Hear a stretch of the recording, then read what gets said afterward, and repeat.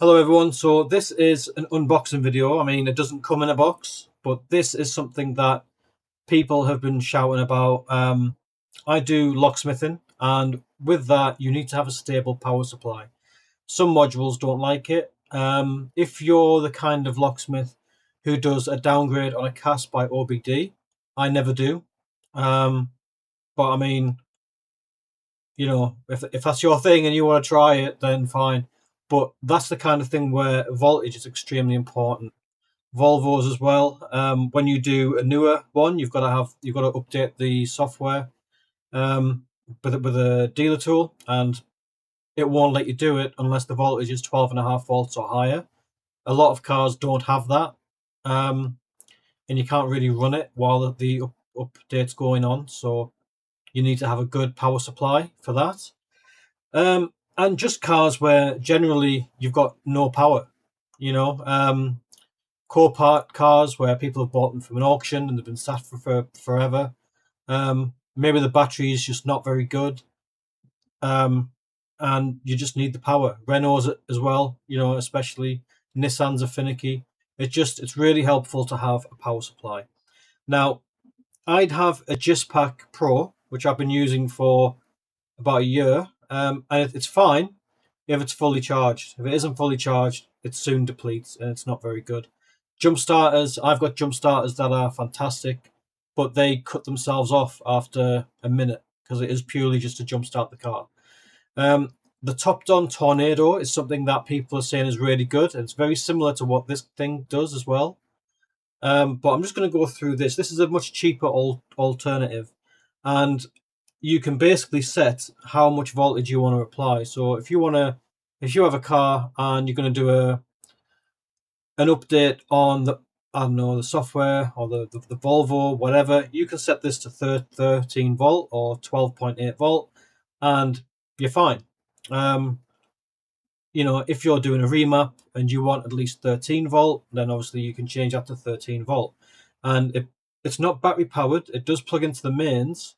However, if you've got an extension lead and you've got a van with an inverter, there's no reason why that should be an issue. The Top Don Tornado also requires connection to the mains as well, so it's not like an isolated thing. This, at least you don't have to charge up. You can literally just wheel out an extension from the back of your van and just plug it all in, and then do your job, put it all back, and then go home. If you're doing a BCM as well, if you're pulling the data by OBD because it's an unencrypted BCM, then obviously you can use this as well, which is really good. Yeah, so let's have a look at what you actually get. I think this cost me £160. They sell them on eBay, and you get your jump leads. So positive, negative, look pretty high quality. Yeah, not the best quality, but they are pretty decent. So that's good. And then you've got your power cable there. I personally think that should have been hardwired in. That would have been better, So it's actually molded into there, so there's no chance it can disconnect. There's no chance that the water can get into here, But obviously this wouldn't be exposed to water anyway. But just one more thing that I think could have been done better. I mean, all you have to do is cut the plug, cut that off, and wire it in. But fine. And then this is the main unit here. So on the top, you've got a fan, so a cooling fan, and you've got the socket for the power supply cable there.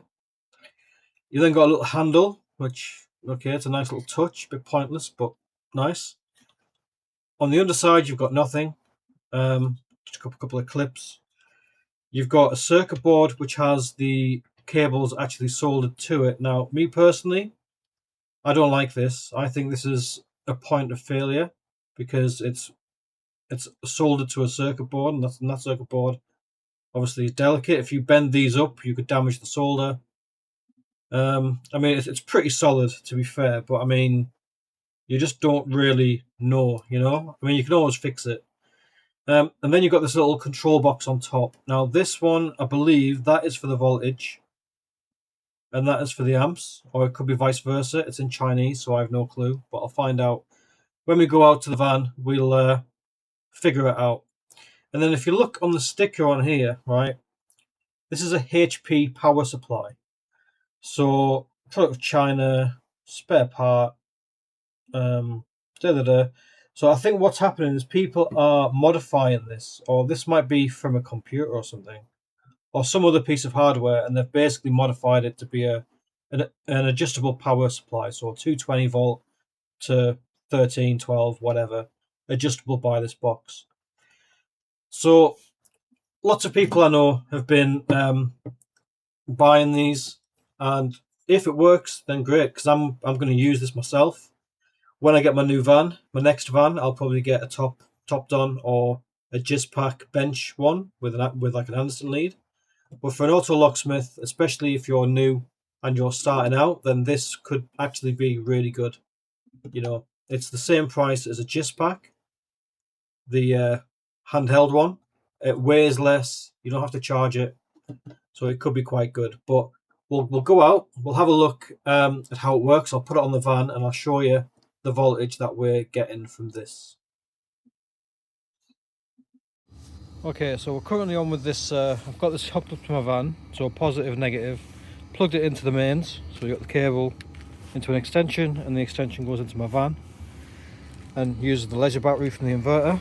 So you've got, it's currently set at 12.9 volt, 2.3 amp, and that's the lowest it goes. If you turn it left, it just goes off. Okay, so it goes as low as that. Turn it up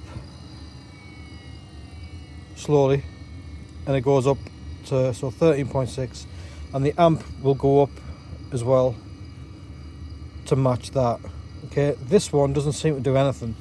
I've been playing with it, doesn't really do much. I'd set this at 13 amp. Let it settle.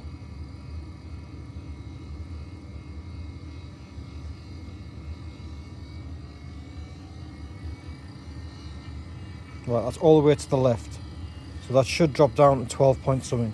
So I'm going to get an alternate, I'm going to get a multimeter now. I'm going to test what this actually says. Okay, so in the last video, this battery needs to be charged. It was down at 12.2 volt, which isn't that bad, right? But that's down at 13 at 3.3 amps, and this looks at 12.96, so it's pretty much bang on 13. So if we turn that up a bit, you can see now 13.5, 13.7. It's going to turn off. There you go, it's off. But you see, it's pretty accurate, and it does work, and it goes up to whatever. But I'll just leave that all the way at the left, so it's at 13 volt, which is plenty for anything really, excluding maybe a cast downgrade. Yeah, so this one doesn't really do much. I don't know what it does. This one seems to do all the work and adjust both of these.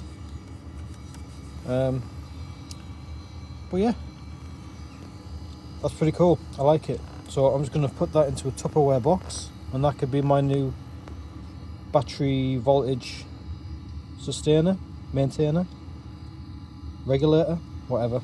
But yeah, so that is a working test of how that works. I'm going to charge that up as well, because I need it. So just a quick one of if I would buy this for myself. I mean, obviously I did buy this for myself. It works. It works really well. For 160 quid, it's a good deal. Just connects to your mains in the van. It's accurate. It's accurate. So you get proper voltage. So whatever's on here is pretty much guaranteed what you'll have on there. And as long as you've got a decent electrical system in your van to run this, not like a cheap 200 watt inverter from China, you should be fine. So really good, really happy. Thanks for the person who told me to get it. And if you've got any other questions, or if you've got one of these, let me know how you like it. We'll just see how long it lasts, if it breaks or what. Thanks for watching. Please like and subscribe to see more of the kit that I get for my locksmith and stuff. And thank you very much. Bye.